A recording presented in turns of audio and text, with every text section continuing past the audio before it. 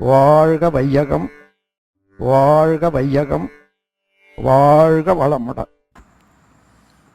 வாழ்க வையகம், வாழ்க வையகம், வாழ்க வளமுடன். வினோத தம்பதிகளும் அவலக் குழந்தைகளும் என்ற தலைப்பில் சிந்தனை விளக்கம்.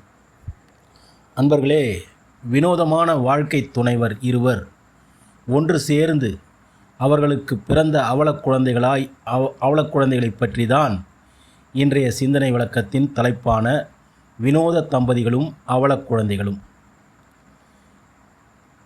திருமண பந்தம் 10 பொருத்தம் பார்த்து 9 கோள்களின் சாரம் பார்த்து 8 திசை உறவினர்களையும் அழைத்து 7 அடி எடுத்து வைத்து அறுசுவை உணவை படைத்து பஞ்சபூதங்களை சாட்சியாக வைத்து 4 மறை வேதங்களை முழங்க 3 முடிச்சுகளால் 2 மனங்களை ஒன்று சேர்க்கும் ஓர் உன்னத பந்தம்தான் திருமண பந்தம். அவ்வாறு இணைந்தவர்கள்தான் தம்பதியர்கள் ஆவார்கள். இந்த பொருத்தம் ஏதும் இன்றி ஒன்று சேர்ந்த ஒரு வினோத தம்பதியர்கள்தான் இன்று நாம் பார்க்க இருக்கின்றோம். சரி, யார் அந்த வினோத தம்பதிகளும் அவலக் குழந்தைகளும் தெரியுமா? வேறு யார், இவர்கள்தான். எவர்கள் ஐயா? சீக்கிரமாக சொல்லும் என்கிறீர்களா? சொல்கிறேன். அந்த வினோத தம்பதிகள் வேறு யாரும் அல்ல, நம்மிடமே உள்ள தான் தனது என்ற மனப்போக்குத்தான் அந்த வினோத தம்பதிகள். தான் என்ற அதிகாரப்பற்றும் தனது என்ற பொருள் பற்றும் தான் வினோத தம்பதிகள் என்று நமது அருட்தந்தை வேதாத்ரி மகரிஷி அவர்கள் கூறுவார்கள்.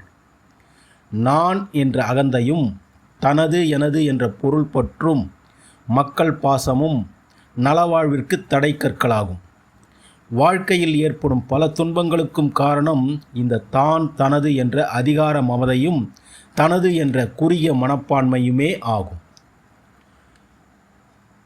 அதிகார தோரணை, பவர் ஆஃப் அத்தாரிட்டி, தான் வைத்ததே சட்டம், தான் என்ற ஆணவம், தான் என்ற அகந்தை, தான் என்ற இருமாப்பு, தான் என்ற அக்ரஸிவ்னஸ், தான் எல்லாத்துக்கும் அத்தாரிட்டி என்ற செருக்கு, இந்த மனப்போக்கு ஒன்று இருந்தாலே பூமி தாங்காது.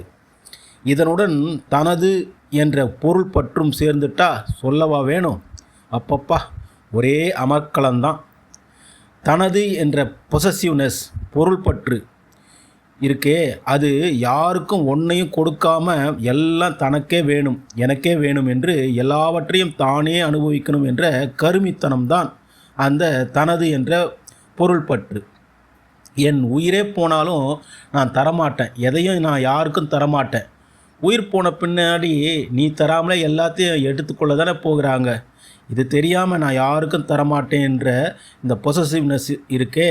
ஆக இந்த தான் தனது என்ற 2 பேருமே ஒன்று சேர்ந்துட்டா சும்மா இருப்பாங்களா இவங்க? இந்த வினோத தம்பதிங்களுக்கு பிறக்கிற குழந்தைகள் எப்படி இருப்பாங்க? அவங்க மட்டும் எப்படி இருப்பாங்க? பெற்றவங்களை போல தான் இருப்பாங்க. தாயை போல பிள்ளை, நூலை போல சேலை, கேள்விப்பட்டிருக்கோம் இல்லை? ஆக தான் தனது என்ற வினோத தம்பதிகளுக்கு பிறந்த குழந்தைகள் தான் அவலக் குழந்தைகள் அறுவர். எனது 6 பேரா? ஆமாம்ப்பா, ஆமாம். ஒருத்தரை வச்சு சமாளிக்கிறதே கஷ்டம், இந்த 6 பேரை வச்சு எப்படி சமாளிக்கிறது? ரொம்ப கஷ்டம்தான் இந்த வினோத தம்பதிகள் பாடு. சரி, யார் அந்த அவலக் குழந்தைகள்? அவங்க பேர் என்ன என்று நீங்கள் கேட்கறது புரியறது. சொல்கிறேன், கேளுங்கோ. வடமொழியில் அவங்க பேர் காம, குரோத, லோப, மோக, மத, மாச்சரியம் என்று சொல்வார்கள்.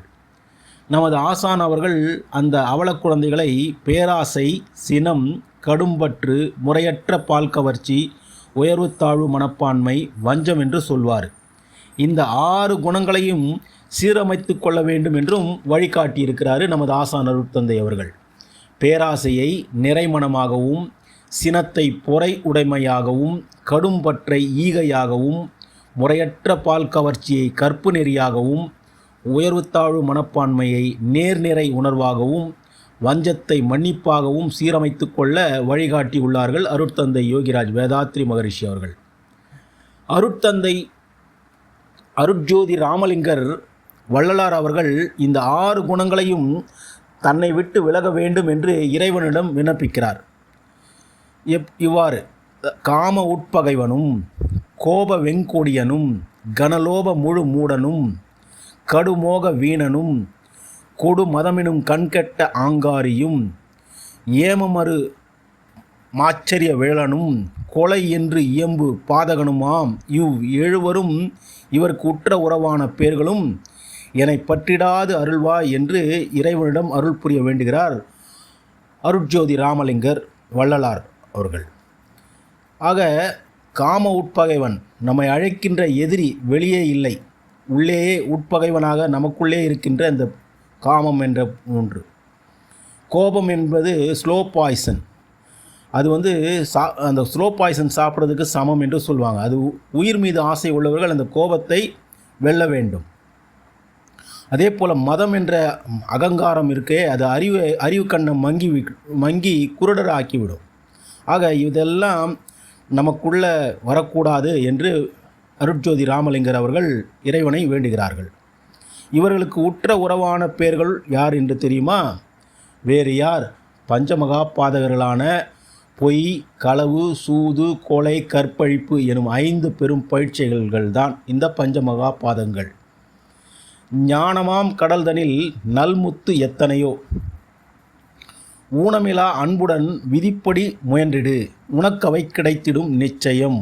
ஆனால் காமம் முதலாம் 6 முதலைகள் அங்கே உண்டு, ஆயினும் தளரேல் தப்ப வழி உண்டு, தவறாத விவேகம் எனும் மஞ்சளை பூசினால் மறைந்திடும் பயமெல்லாம் என்று ஸ்ரீ ராமகிருஷ்ண பரமஹம்சர் அவர்களும் குறிப்பிடுகிறார்கள்.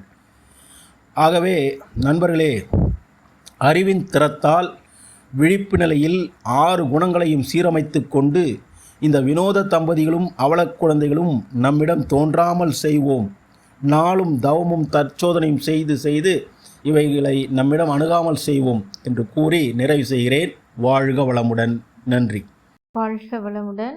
ஸ்கை வேதாத்திரியம் அமுதம் சேனலுக்கு இதுவரைக்கும் சப்ஸ்கிரைப் பண்ணின அனைத்து அன்பர்களுக்கும் மிக்க நன்றி. வாழ்க வளமுடன். அனைவரும் வேதாத்திரிய தத்துவங்களை உலகறிய செய்வோம்.